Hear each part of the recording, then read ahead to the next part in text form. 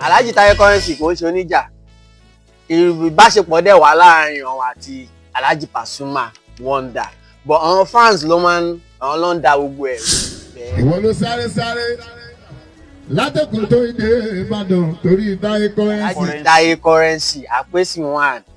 Reason why tí mo ṣe marathon work yẹn fún wọn ni wípé ìgbà tí mo ṣe marathon yẹn gbà yẹn àwọn èèyàn bú mi bóyá kò níṣẹ́ ni ló fi ń ṣe marathon ọ̀lẹ different comments this comment section láti ẹ̀rín rí lórí ìṣeréṣe. In history of Fuji kò tí ì sẹ́ni tí ó sáré irú nǹkan báyẹn fún. Kò sóní Fuji tán sáré bẹ́ẹ̀. Tó sá marathon 120 kilometers in 38 hours láti Òjòdú Bagar sí toll gate Ibadan. Mẹ́fi sáré. Bẹ́ẹ̀ ni sà. Èèyàn kan wá pè mí gbà òun ń ṣe birthday pé òun fẹ́ kí n wá síbẹ̀. Adé club yẹn jọ. Lára àwọn fan Alhaji Pasuma ta ni kíní kan ẹni yóò wà aggressive. Before I know anything ó dẹ̀ ti sáré gbá mi tó yẹ fi ìgò gún mi lójú gbà yẹn.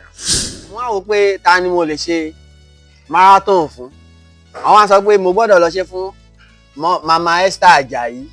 So ìgbà tá a dẹ̀ ṣe tá a débẹ̀ ní àwọn fẹ́ confam bóyá òótọ́ ni. So ó kàn wá mo wá wà wípé bad belle bikini o bad belle bikini o yé fàgbó mọ́ Ọlọ́run mi ò fẹ́. Ṣé èèyàn lè jẹ́ kó má fà á? But ẹni tẹ́ ṣe fún kọ́ nígbà tẹ́ wá rà Alhaji Taye currency nǹkan. Ní nǹkan bíi oṣù mélòó kan sẹ́yìn ní arífọ́nrán arákùnrin kan tí wọ́n ń gbé ìgbésẹ̀ kan. Ìgbésẹ̀ yẹn sì jẹ́ ohun tí ó lọ káàkiri àgbáyé ṣùgbọ́n fún àwọn èèyàn láti gbọ́rọ̀ lẹ́nu wọn kí ni ète ìsúnniṣe wọn gan kí sì làwọn ìdí tó fà á tí wọ́n fi gbérò àwọn ìgbésẹ̀ bẹ́ẹ̀. Ẹ kú dédé àsìkò yìí sà.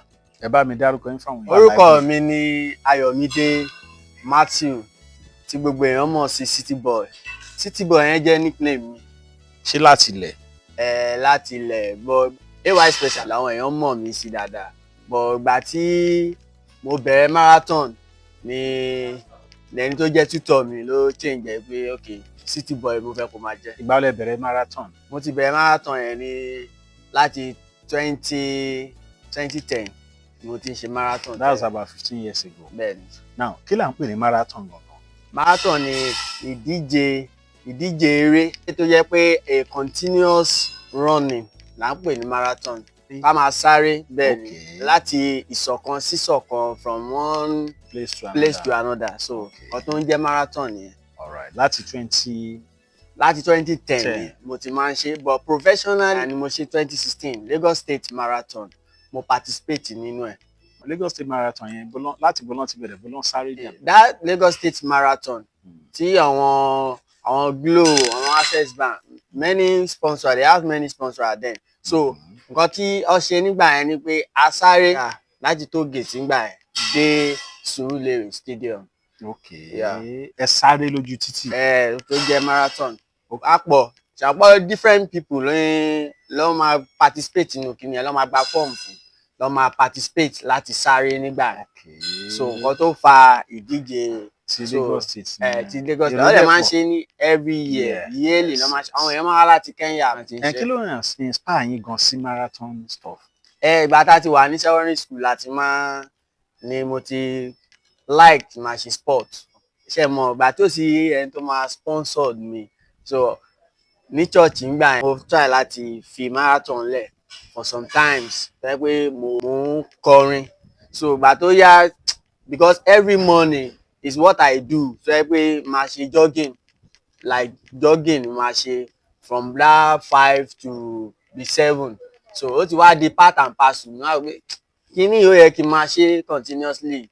Mo ti wá meet one of redeemed pastors kan gbà yẹn is late now. So àwọn ló gbé mi lọ sí Kenya. Ṣé marathon náà lẹ lọ ṣe ní Kenya? Bẹ́ẹ̀ni community marathon ní Kenya gbà yẹn. Kí làwọn experience ní Kenya yẹn? Most ṣe mọ̀ pé Kenya they major on marathon nígbà kéèyàn máa sáré. Kan tí màá yẹn ṣe wò pé there is a community competition kan ṣe nígbà yẹn. Okay kémi náà ti wá lọ participate pé as in tí wọ́n bá ń jáde á ní more exposure. So ni mo fi lọ́ngbà ẹ̀ not that wípé wípé bóyá mo win nígbà yẹn she get but you just as in have more exposure about the. So what are the things say learn ní Kenya kó yàtọ̀ sí ìtẹ̀ rìn bí? Tí nǹkan tí mo learn ní Kenya wípé kò sí sentiment most of the marathon tá a máa ń ṣe ń bì báyìí for example ká ní a fẹ́ lọ from kí n sọ pé from Kuto sí Òkè Mọ́sàn ṣe àwọn ti máa mọ̀ ọ̀kan wọ́n ti lọ fi wọ́n sí before that kínní ẹ̀yin tẹ́ ti ń sáré bọ̀ láti Kuto yìí ẹ kọ̀ wípé àwọn yẹn ló win. Sẹ́yìn òkè mọ̀ tẹ́jọ́ bẹ̀rẹ̀ ni. As in a máa mọ̀ ọ́n tájọ bẹ̀rẹ̀ na before you know anything wà kàn rí pé àwọn kan ti déwájú ẹ̀ ẹ mọ̀ so àwọn kan yẹn máa ń discourage ẹ̀. Bóyá ń lọ fẹ́ ń lo tí so everybody fẹ́ mú èèyàn tiwọn òjòrò pọ̀ no that's for Nigeria òjòrò pọ̀ but ní Kenya. Bọ̀ ṣe fẹ́ máa mọye gbogbo ẹ̀yin tẹ́ fẹ́ sáré ẹ̀ kí n mọ́ra yín ni. Kì í ṣe pé okay like for example that Lagos marathon ṣe àwọn pé a pọ̀ gan.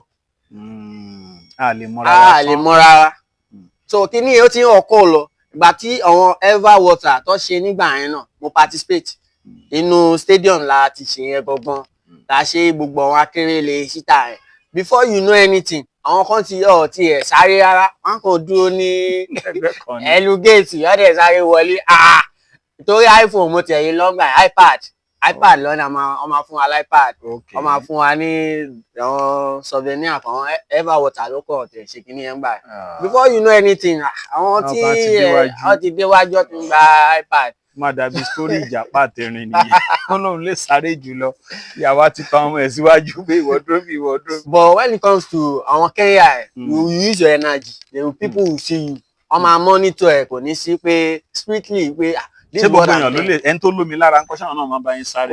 kò àyìn tó bá ti lè gbé bọ́ọ̀dì ó máa sáré. mo ń wóró chairman tó wà lọ́ọ̀kan ẹ̀mí báyìí wà yẹn sọ́lé àwọn máa lè. tó bá ti jẹ́ nǹkan tó ti ń ṣe. tó bá ṣe rárá tẹ́lẹ̀ nǹkan. tó bá ṣe rárá ó máa rẹ̀ wọ́n lọ́nà. So àwọn advantage wo ni eré sísá gan ṣe fún health èèyàn. téèyàn bá ń sáré kò ní sick èèyàn kàn máa rí pé ó máa young sí i 5 years nísìnyí mi lọ sí hospital rí mo wà yìí because eré sísá yẹn ó náà kankan tó máa ń mú kúrò lára ẹ̀bọ̀ tó máa ń ní ìdílé kí wọ́n ta nǹkan sára náà tó lè jẹ́ kéré yẹn fast. ẹni tó bá ta nǹkan sára tó bá sáré ó kàn máa sáré to one length tó bá ti dé lẹ́yìn ó máa rẹ̀ kí n mú nǹkan téèyàn bá sáré. kò ní ìwé yàn gbé nǹkan sára. gbé nǹkan sára kẹ̀ ń gbé nǹkan sára ẹ̀wọ́ tó bá jẹ́ athlete tó jẹ́ marathon yóò gbọ́dọ̀ mú kàn kẹ̀.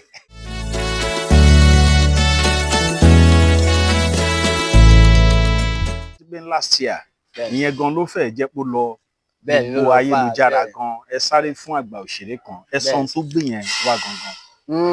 nǹkan tó gbé ti àgbà òṣèré yẹn wá onífújì Alhaji Taye currency àpèsè one àlùbáríkà so the reason why tí mo ṣe marathon work yẹn fún wọn ni wípé ó jẹ́ olórin tí mo fẹ́ràn wọn gan mo like orin wọn mo gbádùn orin wọn dáadáa ẹni tó jẹ́ tutor mi tó jẹ́ coach mi ó ní pé ṣé bó ló like Taye currency òun máa rán wọn kan tó lọ gbé kinní kan sórí ìta mẹ́ta tó ń ṣépè fún Taye currency mo ní Alhaji Taye currency kò ń ṣe oníjà ìbáṣepọ̀ dẹ̀ wà láàrin òun àti Alhaji Pasuma Wonder but àwọn fans ló ń da gbogbo ẹ̀rú so wọ́n ní ó yẹ kó lè ṣe nǹkan fún un náà and in history of Fuji kò tí ì sẹ́ni tí ó sáré irú nǹkan báyẹn fún. kò sóní Fuji tán sáré bẹ́ẹ̀ tó sáré marathon 120 kilometres in 38 hours láti Òjòdú Bagar nílùú Èkó sí Ìbàdàn ní toll gate ibẹ̀ mo sáré dé. láti bo. láti Òjòdú Bagar sí toll gate Ìbàdàn. lẹ fi sáré. bẹ́ẹ̀ ni sà. ṣé òrùlé sáré ni. sà. òrùlé sáré ni. pẹ̀lú à ń sáré lọ́sàn-án lálẹ́ bọ̀ ìgbà tó dé stage kan tó yẹ pé àti wípé ilẹ̀ ti dúdú gbogbo ẹ̀ ti ṣe kíní kan mo ní láti wà níbi àwọn kan máa ń ta ọ́ọ̀lì lẹ́gbẹ̀ẹ́ títì báyìí tó ibẹ̀ ni mo sùn because àwọn tó ń tẹ̀lé mi which is like 35 bloggers ló ń tẹ̀lé mi. lẹ́kọ̀ọ́ dání. bẹ́ẹ̀ ni sáwọn náà ń sáré ni. sáré ọ gbé mọ́tò ọ dẹ̀ ń tẹ̀lé mi on camera. ta ló repo sínú mọ́tò wọn. mo sponsor wọn mo ní sponsora Okay, fún event yẹn. Fún event yẹn. Okay, ṣé ẹ̀yin gangan lẹ organize ẹ ní pé kíní kan marathon race? Bẹ́ẹ̀ ni èmi gangan mo organize. When you initiated the idea, are you expecting some people to join you or ẹ̀yin nìkan fẹ́ dá ṣe? In the first place, and mo náà wọn tó jẹ́ fans Alhaji Taye currency. Tó ní ó yá àjọ máa ṣe kíní. So ìgbà tí àwa dé Òjòdú Bagar, à ń expect wọn, àwọn kan ti dé.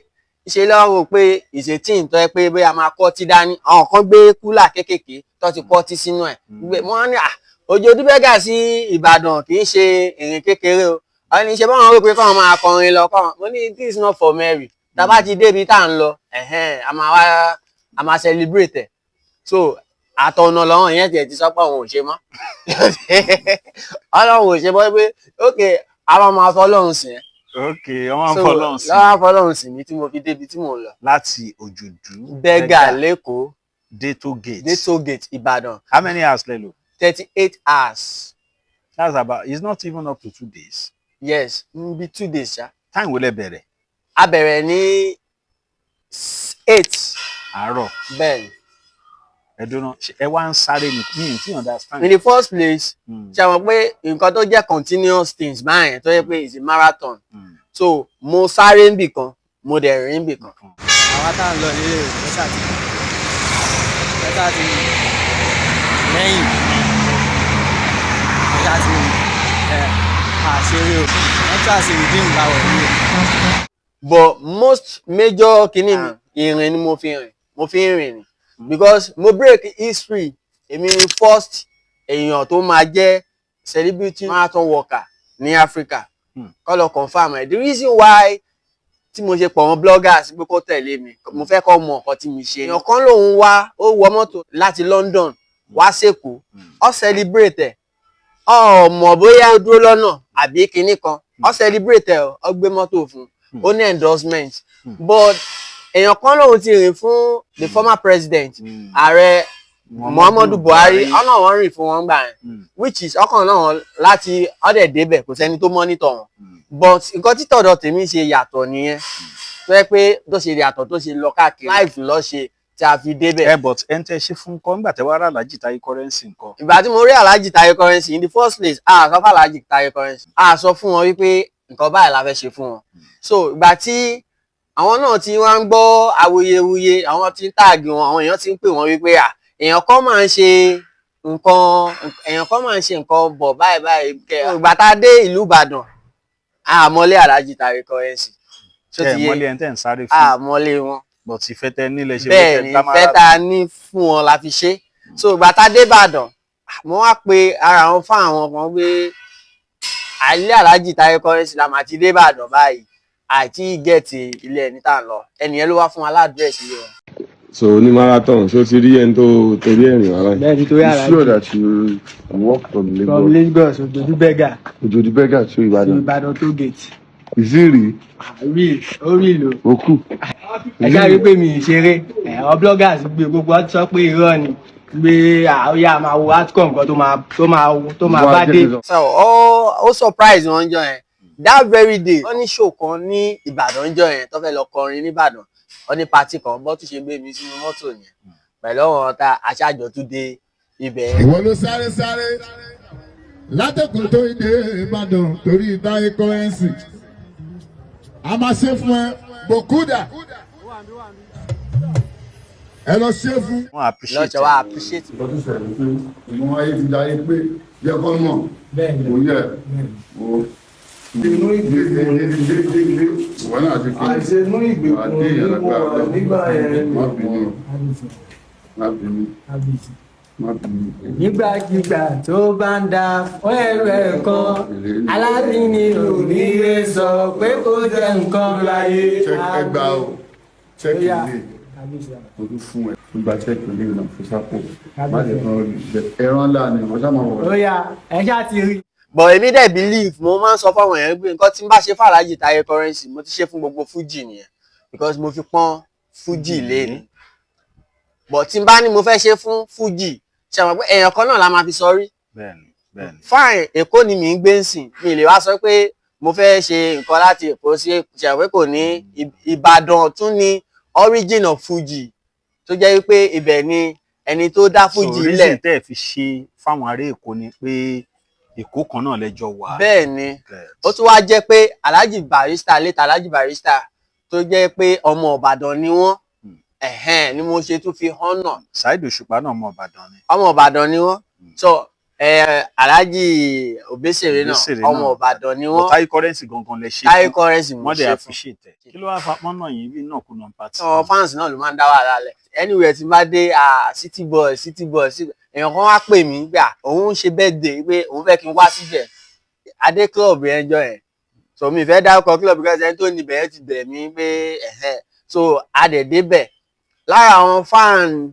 Alhaji Pasuma ta ni kinní kan ẹni yẹn wà aggressive tó ti yẹ ní ta leléyìí ìgbà tó ṣe kinní kan before I know anything ó dẹ̀ ti sáré gbá mi ó dẹ̀ jálágbára tó yẹ fi ìgò gún mi lójú gbà yẹn. torí pé sáré fún Taye currency. bẹ́ẹ̀ lẹ́sẹ̀kẹsẹ̀ mo lọ report ní police station so lẹ́sẹ̀kẹsẹ̀ ẹ̀gbọ́n mi dẹ̀ wá because mo ná àwọn ẹ̀gbọ́n tó jẹ́ sójà dáadáa àwọn ló wá gbé àwọn èèyàn ṣọ́ṣà bẹ̀ ṣá àwọn èèyàn ẹ̀bẹ̀ pọ̀ bí kò má tún fi yẹn dá wàhálà lẹ̀ so Alhaji Taye currency dẹ̀ ní ṣe mọ̀ pé àwọn ò fẹ́ wàhálà pé kí gbogbo yẹn lọ pé fún àwọn fans náà ló ń dá wàhálà lẹ̀.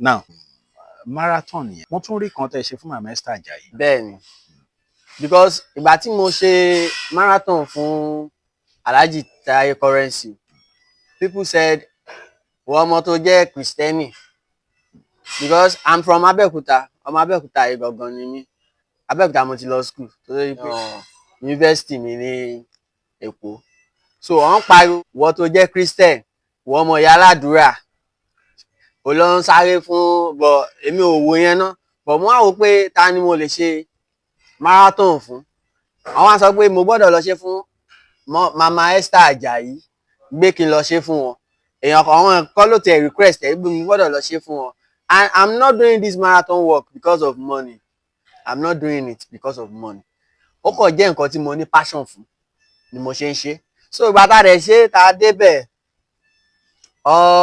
ọ̀rẹ́ wa ọ appreciate wa but ó ní àwọn fẹ́ confam bóyá òótọ́ ni so ó kàn wá mo wá wà wípé ẹ fẹ́ confam nǹkan tí. bó lẹ ti bẹ̀rẹ̀ ti Mama Esther Ajayi. a bẹ̀rẹ̀ láti Ògìjó ní Ṣàgámù area náà ni a bẹ̀rẹ̀ láti Ògìjó dé VI that's 76 kilometres 0.3 kilometres ní ìrìn yẹn so bàtà dẹ̀ débẹ̀ wọ́n ní àwọn fẹ́ confam àwọn máa pè wá so a dẹ̀ rí kọ́ wọn.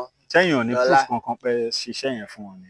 proof wà ó wà lórí internet everywhere ó wà lórí internet so ó wà bloggers àwọn bloggers gbé even though àwọn bloggers tó wà ń bàdàn gan gbé. ẹ torí mo rí pé jọ ya picture. àtúwàjọ ya picture so láti ìgbà náà wọ́n fẹ́ confam bóyá so èmi ò dẹ̀ gbàtọ́ náà wọ́n fẹ́ confam mi dẹ̀ tún lè máa padà lọ síbẹ̀ so I just have to. now marathon yẹn ṣéèyàn lè kọ ṣá ṣó possible kéèyàn lẹ́ẹ̀ni. bẹ́ẹ̀ni ọmọ kò sí nǹkan tí gbogbo nǹkan téèyàn ṣe bẹ́ẹ̀ ṣe interview mi ń sìn ẹ̀kọ́ ni so marathon náà ẹ̀kọ́ ni so wọ́n máa ń kọ́ ni èèyàn lè ní passion fún nǹkan but tí ò bá ṣe professionally kò ní achieve nínú ẹ̀ so that's it. now marathon yẹn tẹ bá máa sáré yẹn ó ní pé kọ́nà smooth ní abẹ́niwẹ̀ lè ti lè sá. marathon is anywhere tẹ bá rí àwọn marathon kan tó máa ń ṣe ní wọ́n máa ń ṣe tó yẹ pé àwọn mountain ló máa ti ń sáré ìmí desert ni so marathon is depend on the marathon you want to embark on. yàtọ̀ sí ti ìgò tán yá yín lójú yẹn àwọn experience mi ìwòlẹ̀ tún ti ní. experience mo rí ní orí marathon yẹn ni wípé after the eléyìí tó loud which is ti Alhaji Taye currency mo rí wípé ó fún mi ní more fame àwọn èèyàn mọ ojú mi so àwọn nǹkan míì tó yẹ pé àwọn èèyàn fi ń lọ̀ mí tẹ́lẹ̀ wọ́n máa fi ń lọ̀ mí ní nǹkan gidi ni o so àwọn èèyàn fẹ́ associate mọ́ mi fẹ́ ya fọ́tò pẹ̀lú mi pẹ̀lú wọ́n fẹ́ pè pẹ̀lú city boy. ẹni over 200 bloggers gbé yín àbí àwọn èèyàn wò àbí sà. bẹ́ẹ̀ni sà. why do you now insist that you want me to interview you. ṣé mo wí pé Kasnat mo ti máa ń follow yín tipẹ́ mo ti máa ń wò yín lórí YouTube so before YouTube gan mo ti máa ń gbọ́ yín lórí rédíò I'm from Abẹ́òkúta fine, me stay l'Abeokuta, but I love you. You know, I want to be in your platform. I want my name to come out from your platform. That's the reason why.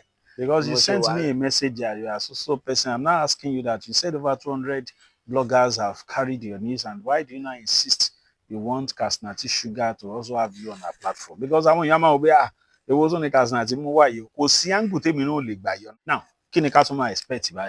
Nǹkan tí mo fẹ́ kí gbogbo àgbáyé kó máa expect now ni wípé mo lẹ́ni tí mo fẹ́ ṣe marathon fún ní February 14.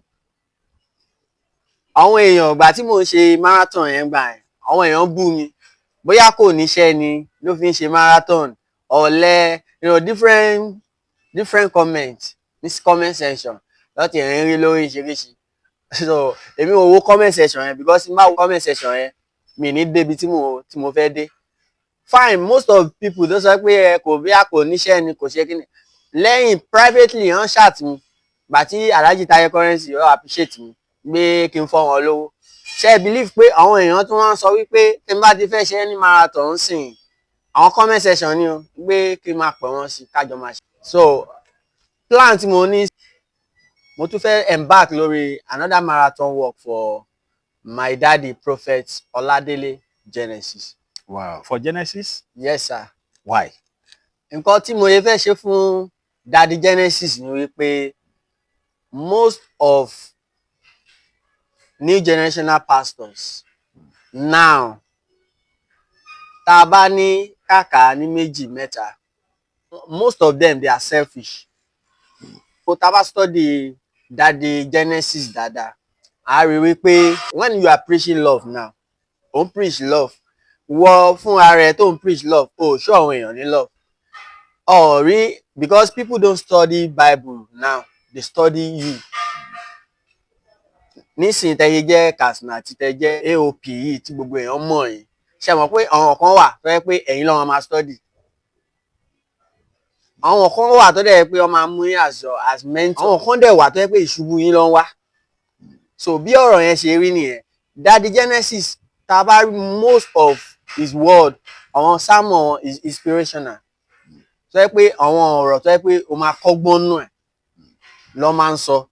And bó ṣe wà yẹn most of churches now tó yẹ pé wọ́n kọ́ university wọ́n kọ́ kínní most of àwọn church member wọn ò lè lọ sí university yẹn ò lè lọ sí church yẹn ò lè lọ sí àwọn schools tó ń kọ́ and ọ̀dẹ̀ náà wọ́n ṣe kínní àwọn fi support ministry and the ministry they are using it to support àwọn church member wọn ò lè lọ síbẹ̀. Mo ti wo àwọn videos tó yẹ pé daddy Genesis ọ wo okay ẹni yìí kò níṣẹ́ church mi we have billionaires mi lọ sí church wọn mi tiẹ̀ lọ sí church mi dé church wọn rí mi dẹ̀ rí wọn rí the first kinní tí mo rí ni Abẹ́òkúta version tó ṣe I came there.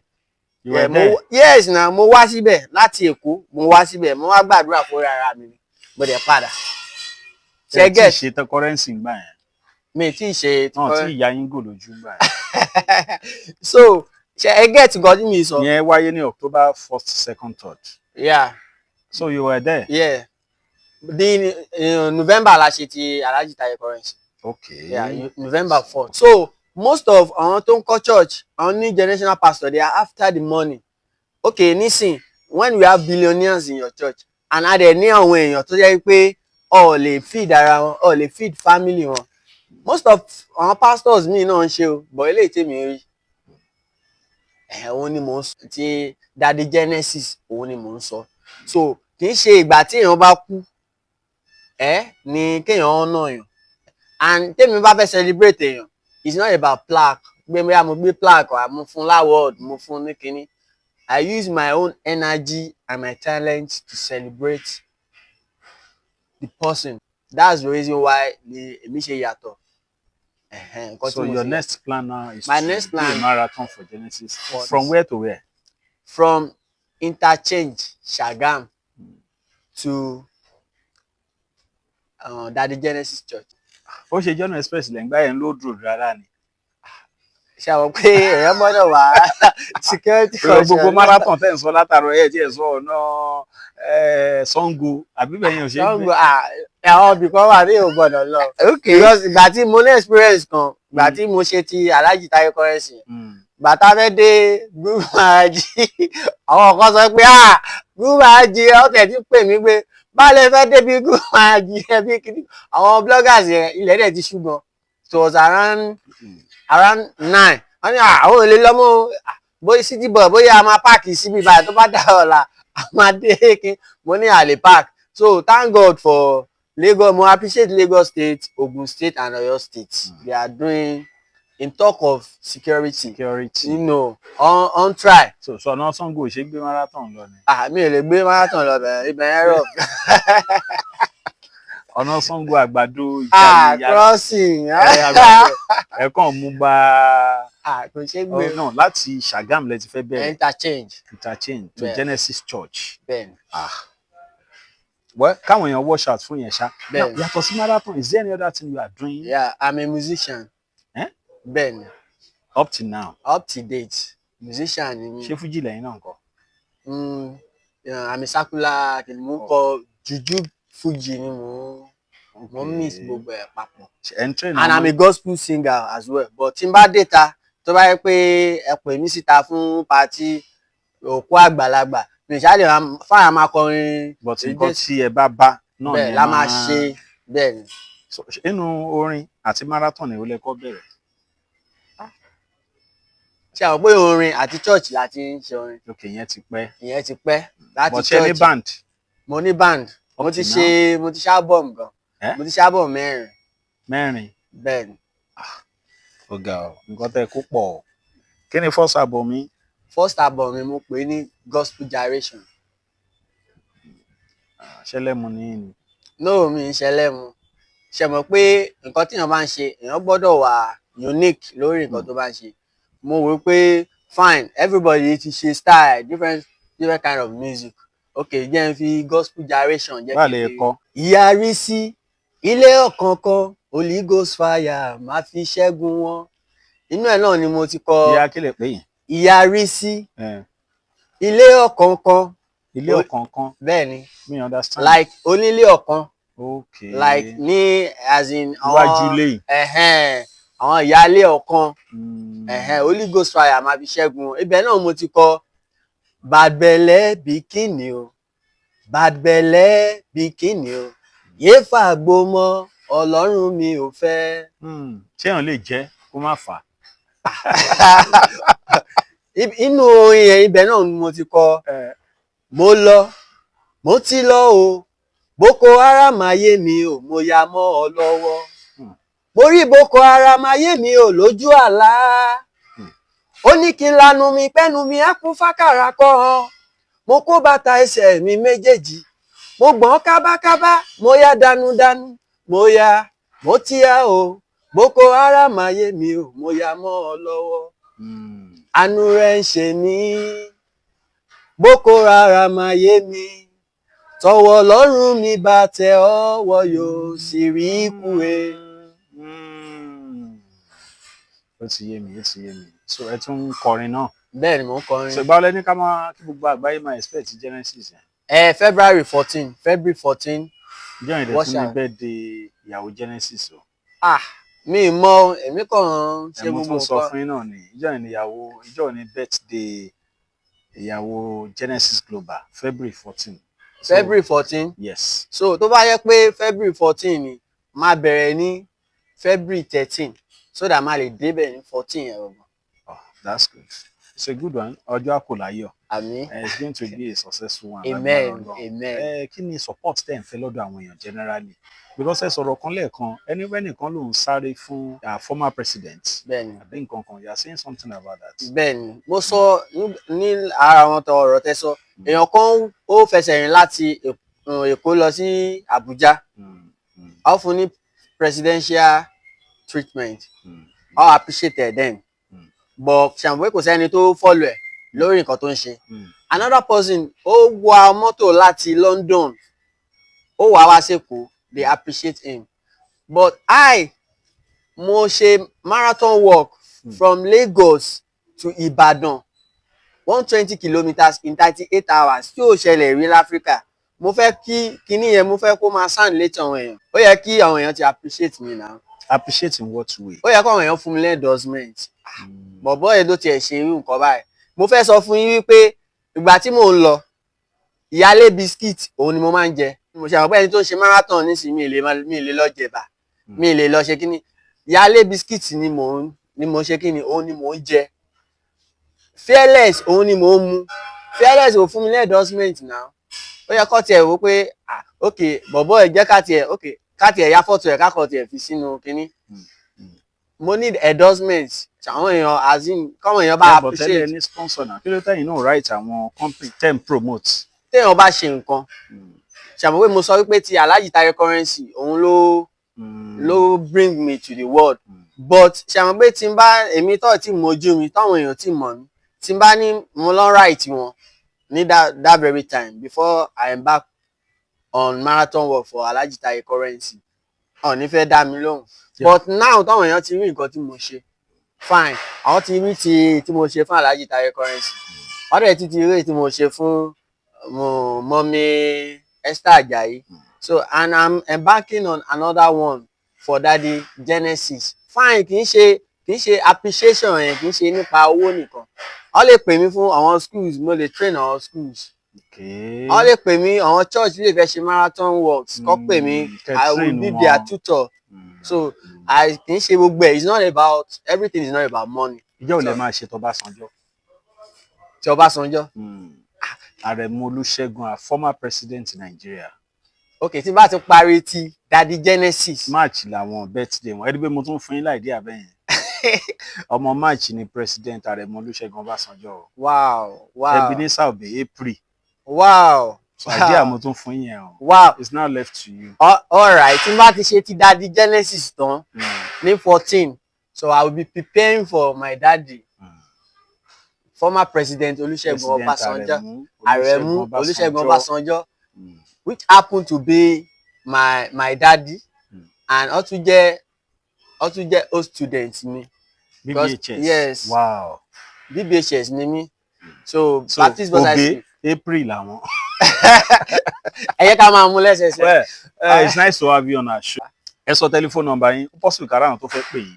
Tàbá àwọn tó ní nǹkan kan tó fẹ́ discuss ẹ lè train àwọn èèyàn fún marathon and stuff like that. Ẹ ṣáà máa ń lọ fún event lóríṣiríṣi àbí. Bẹ́ẹ̀ni sir. Kí ni Instagram handle yín? Ẹ sọ àwọn handles yín kẹ̀dẹ̀ sọ telephone number. Ẹ̀yin tẹ́ bá fẹ́ pè wọ́n orúkọ yín lẹ́ẹ̀kan sí sà. Orúkọ mi Ayọ̀mídé Matthew tí gbogbo èèyàn mọ̀ sí City Boy. City Boy.